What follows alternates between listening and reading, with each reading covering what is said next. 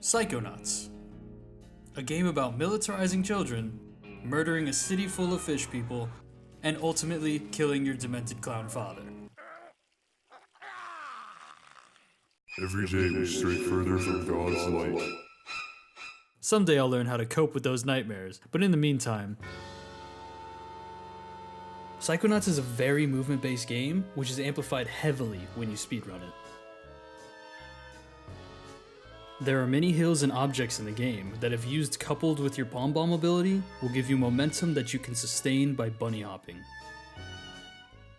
That means using every slope, rock, and Teenage Peeping Tom at your disposal. I can see you through the hole. Wait, did you make this hole? You know what? Never mind. So our adventure starts off outside of our cabin, and immediately we need to dig up an arrowhead in order to pay off some trolls at the bridge. Now you gotta pay the toll. 1 arrowhead. Pay up. We grab this side core, which grants us a rank up, and with that, we're front flipping off to the first level.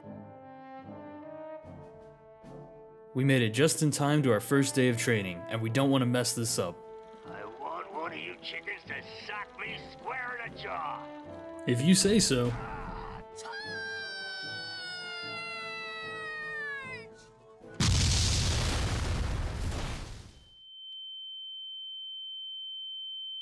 He's not dead. His astral projection just got kicked out of my mind. I'm not gonna lie, it kinda sounds like you just made that up, but we're just gonna leave it at that. After jumping these gaps, we're on our way to our first cutscene skip. If we cut across this ledge, we can miss the trigger entirely. We continue on the course, performing basic time saves here and there, picking up figments along the way that slowly level us up. We eventually find ourselves in the company of the insufferable Punch Twins. Jesus Christ, I'm starting to be envious of the blown up kid. Hey, thanks coach. Looks like a machine gun nest up ahead. Disclaimer, whatever is about to happen to these bunnies is not my fault. We're lucky that guy is such a lousy shot. We can mess with the physics here if we palm bomb down the entrance, launching us right to the flagpole. We'll avoid having to climb up from the bottom with a well-placed jump, and we can skip an entire section of platforming by using these rocks to take a faster route.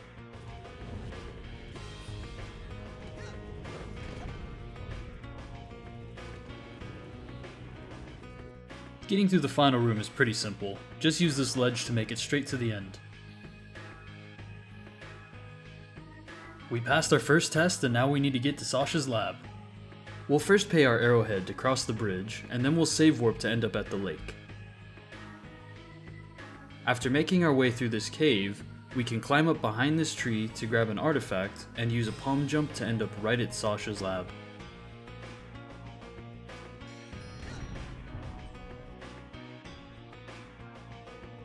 After grabbing the fossil, we enter the brain tumbler to access our own mind, which serves as an overworld for the future levels we'll gain access to. So let's see what repressed memories I have buried in the back of my mind.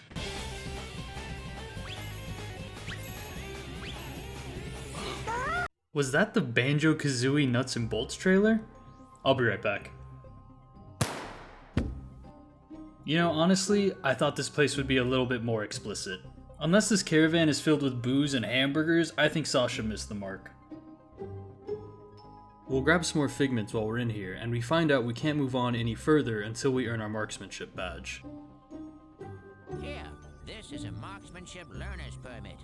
Alright, we got our permit. Now let's go ahead and see what's going on in Sasha's mind. We begin our training by blasting some lamps and killing what seems like a pretty innocent guy in cold blood. This seems a little too easy though, so let's turn up the difficulty.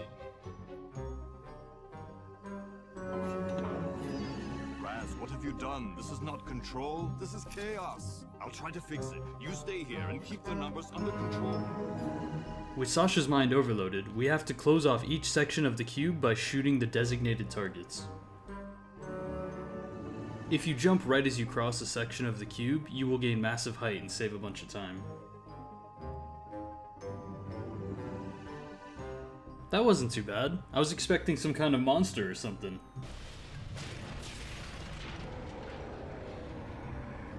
Son of a bitch. So for this boss, we have to hit the targets on each side of the cube once again, and then beat them up while avoiding getting stamped.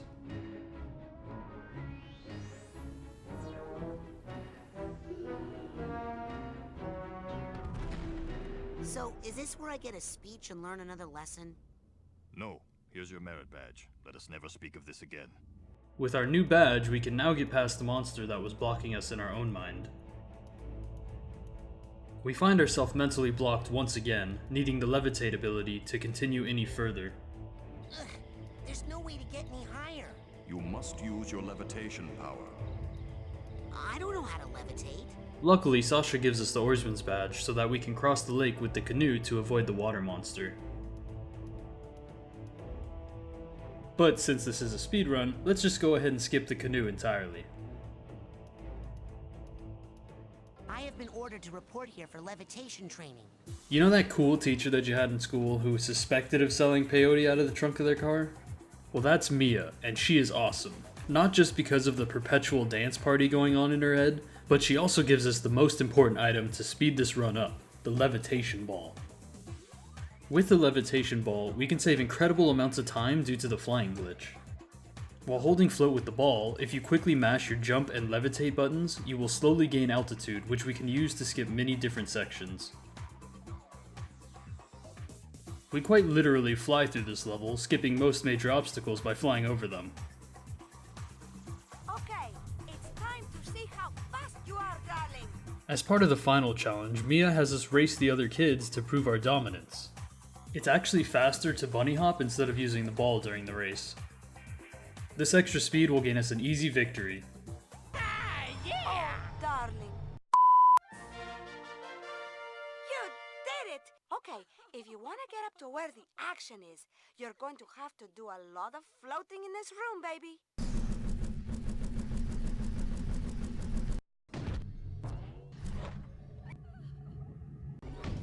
Here, I have a little party favor for you. Having earned our levitation badge, we are now going to grab the rest of our scavenger hunt items before heading back to our mind. We'll grab the doubloon and eagle claw from the main lodge area, and then murder these wasps for, fertility idol? Because if there's one thing we know, it's that wasps love to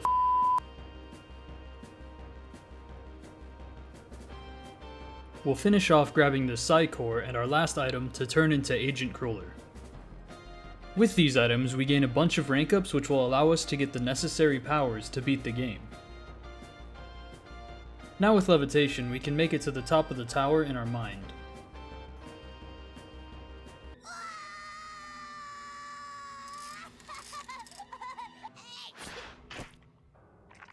Oh, good boy.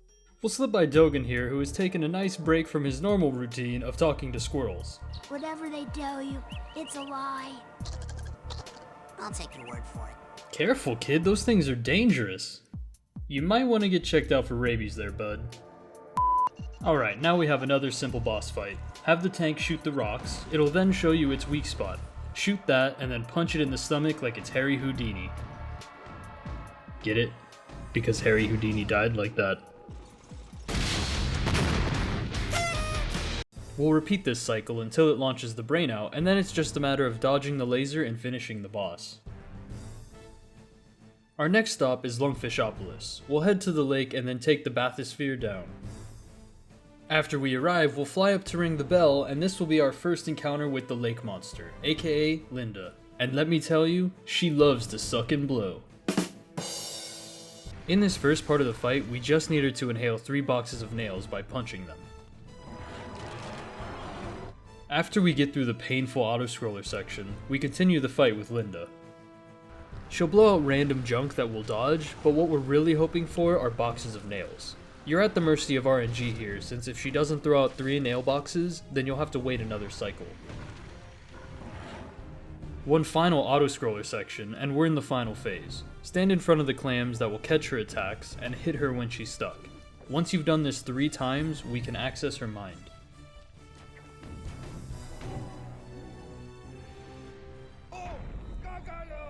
In this mind, we're gigantic, and we're gonna save this city whether they like it or not. Don't run, I'm helping you. Should I feel bad about this? Nope.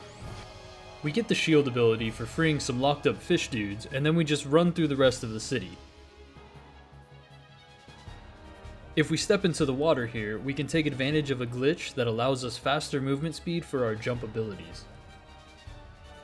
Normally we'd have to climb these buildings and kill the planes in order for the boats that we can jump on to show up. But if we line our ball up on the edge of the water here, we can get far enough to hit the loading zone, taking us right to the boss battle island. It's us versus Kochamara, and we're basically just praying for RNG to make him land as fast as possible. Once he has landed, we can actually kill him in one cycle. After he does his area attack, if we wait for him to hit us again, we can get an extra hit in that keeps him on the ground for an easy KO. Now that we've crossed the lake, we meet the milkman, and he is cuckoo. Who are you working for? He actually believes that there are government agencies watching his every move. Can you believe that? We enter his mind and grab the clairvoyance ability to be able to leave his house. Be careful. They're watching. All the time. So this is a quick level since we can skip getting the invisibility power entirely. If we cut through the map, it'll save us some time.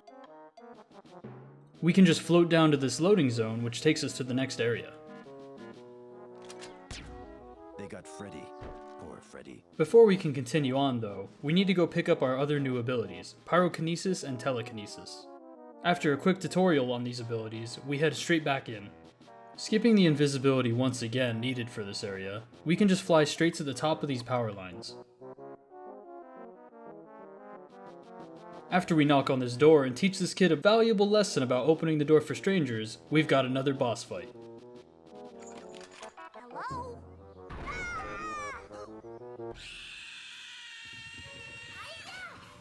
Do not follow! The milk is not ready, and you are not ready for the milk! There isn't too much to explain here, just punch the boss and follow her around the room. Make sure to grab her with telekinesis after the third hit. This will keep her from changing to phase 2, which would have her turn out the lights normally. I am the milkman. My milk is delicious.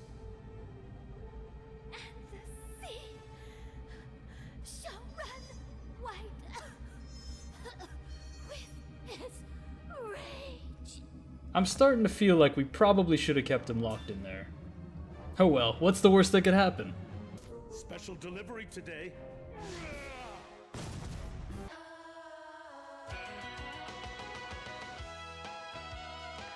Now it's time for one of the bigger glitches of the run, which involves some save corruption. For whatever reason, if you save right as you enter the asylum and then load that save, the elevator that would normally check to see that you've finished the 3 levels inside the asylum automatically takes you to the last stage of the game. We first have to save Mr. Pokélopes, who is a turtle trapped by Dr. Lobato. Grab the cake off the table, and we can jump straight down to him by jumping over the curtains. Lure him out with the cake, grab him with telekinesis, and then get caught by the doctor to send you back to the top floor.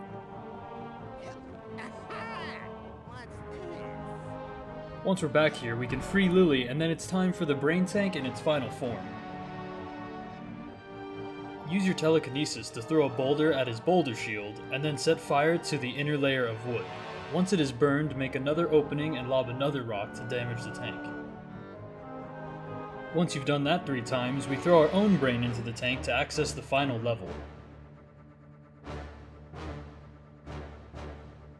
Now, since we never bought the cobweb duster during the run, it would be impossible to make it through this caravan. But if we ask to be pulled out of this brain and save on the same frame that we exit, we can load into the last level, skipping the caravan. We may be tripping balls, but we made it to the meat circus. We can fly up to this rail while pondering the meaning of our existence, and then head straight to the butcher fight.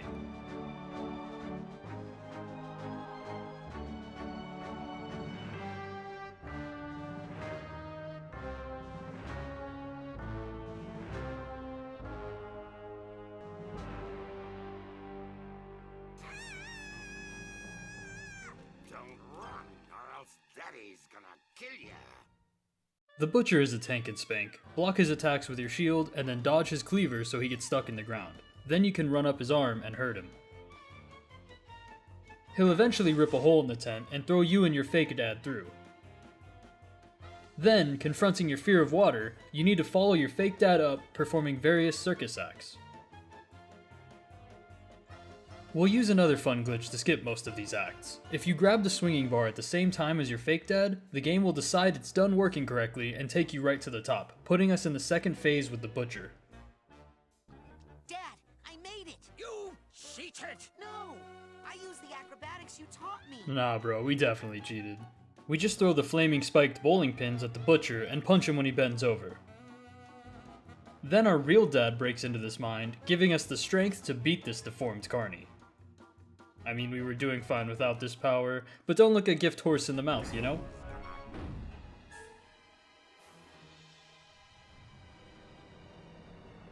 We're officially a Psychonaut, and that'll do it for this run. Let's see what time we clocked in at. I probably could have shaved off a few seconds in the brain tumbler.